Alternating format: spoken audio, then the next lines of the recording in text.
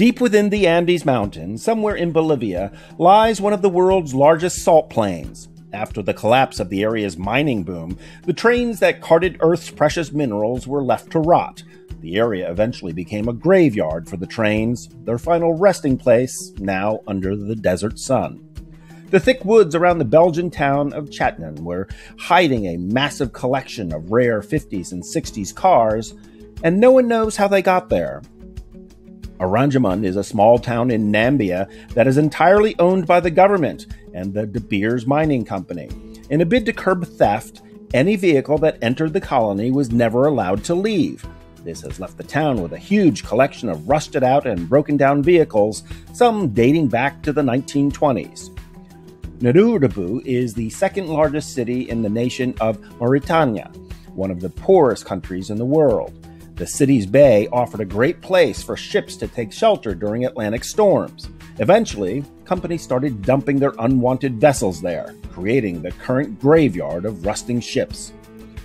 Nezametanya Cove is located deep within Russia's Arctic Circle. During the height of the Cold War, Russia was dumping its abandoned subs in this remote bay. They stayed there until the mid-90s when Russia was pressured to help clean up the nuclear waste left by the decaying subs. However, a few still remain there to this day.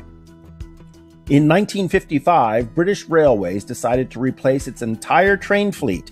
This included selling some 16,000 steam engines to scrapyards around the country. Woodham Brothers was one of the few that received a large chunk of the steam engines. However, the train cars were much easier and more profitable to disassemble, so the steam engines were left to rot. In Lockport, New York, there's a warehouse that, through some crazy circumstances, ended up becoming full of bikes from defunct dealerships. However, the buildings the bikes were stored in was condemned, and the bikes were sold as scrap to collectors and junkyards. After the Chernobyl nuclear disaster, the massive number of vehicles left in the city, including the cleanup vehicles, made up one of the most eerie, desolate, and radiated vehicle graveyards on the planet. The Arizona Boneyard is home to the 309th Aerospace Maintenance and Regeneration Group. The Boneyard contains more than $35 billion worth of scrap aircraft.